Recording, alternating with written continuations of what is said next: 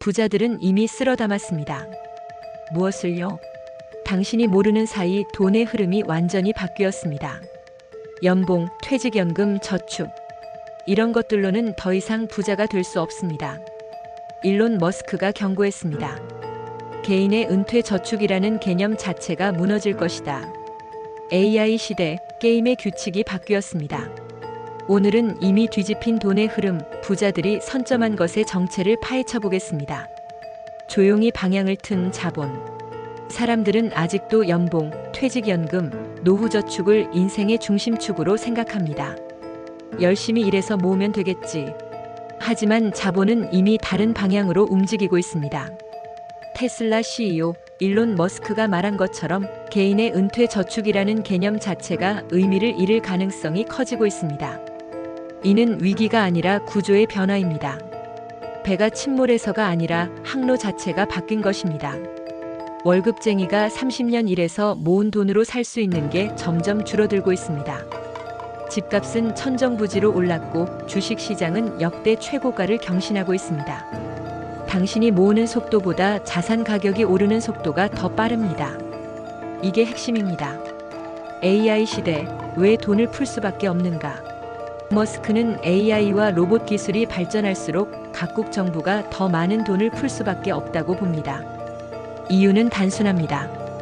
일자리가 줄어들면 소비가 줄고 소비가 줄면 경제가 멈추기 때문입니다. 마치 자전거가 멈추면 쓰러지듯 정부는 돈을 공급해 균형을 유지하려 합니다. 2020년 코로나 때 이미 봤죠? 각국 정부가 수십조, 수백조를 풀었습니다. 이 과정에서 화폐 가치는 희석됩니다. 결과는 명확합니다. 돈은 많아지는데 물건은 그대로면 물가가 오릅니다. 더 정확히는 자산 가격이 폭등합니다. 주식, 부동산, 금, 비트코인. 모든 자산이 동시에 오르는 이유가 이겁니다. 돈의 가치가 떨어지니까요. 노동의 가치가 내려가는 구조. AI 시대의 핵심은 지능과 노동의 비용이 거의 0에 수렴한다는 점입니다. 예전에는 숙련된 사람이 희소했고 그 희소성이 임금을 만들었습니다. 변호사가 10년 경력을 쌓아야 할 수 있는 일. 개발자가 5년 공부해야 쓸 수 있는 코드. 하지만 AI는 복제 비용이 없습니다. 한번 만들어진 지능은 무한히 복제됩니다. 챗GPT 하나 만들어 놓으면 전 세계 수억 명이 동시에 씁니다. 이는 물이 넘치는 댐처럼 노동의 가격이 자연스럽게 낮아질 수밖에 없는 구조입니다. 프리랜서 작가, 디자이너, 개발자들의 단가가 이미 떨어지고 있습니다. AI로 하면 되는데 왜 비싼 돈 주고 사람을 쓰나? 시장이 이미 이렇게 움직이고 있습니다. 반대로 희소해지는 것들. 흥미로운 점은 모든 가치가 떨어지지 않는다는 것입니다. 오히려 자본, 주식, 데이터, 토지 같은 자산은 더 희소해집니다. AI가 아무리 발전해도 땅은 갑자기 늘어나지 않습니다. 핵심 데이터와 인프라 역시 소수에게 집중됩니다. 엔비디아의 GPU, 오픈AI의 데이터, 아마존의 클라우드 서버. 이런 것들은 AI 시대의 유전입니다. 석유 시대의 유전을 가진 자가 부자였듯 AI 시대에는 데이터와 컴퓨팅 파워를 가진 자가 부자입니다. 물건은 싸지는데 자산은 미친 듯이 오르는 이유가 이겁니다. 마치 공짜 커피가 넘쳐나도 카페 건물 주인은 따로 있는 것과 같습니다.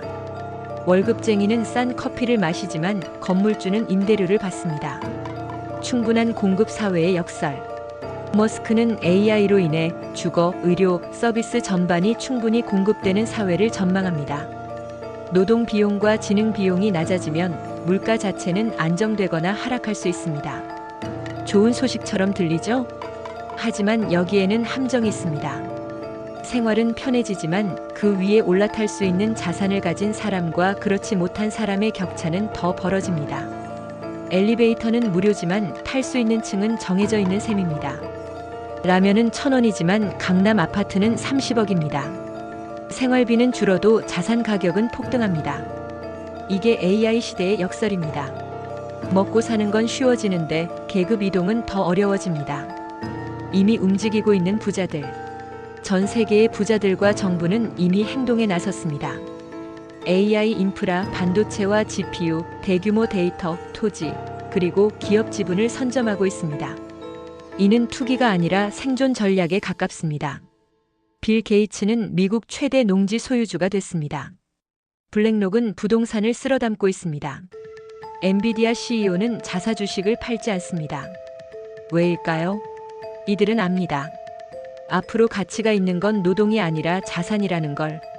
겨울이 올 것을 아는 사람은 장작부터 쌓습니다. 아직 따뜻할 때 준비를 끝내는 것이 자본의 본능입니다.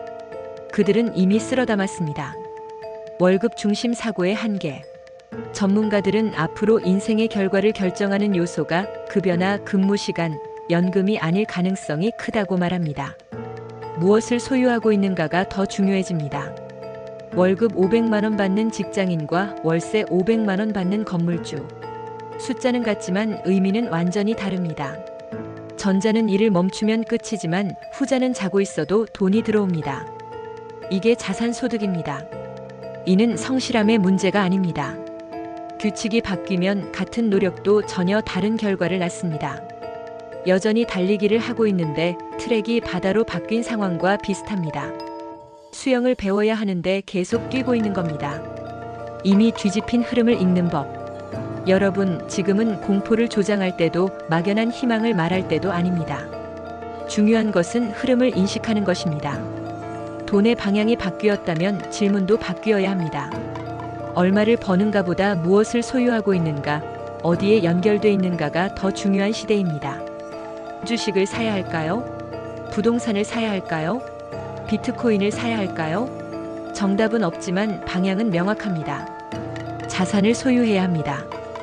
부자들이 이미 쓸어 담았다는 말은 게임이 끝났다는 뜻이 아니라 규칙이 바뀌었다는 신호입니다.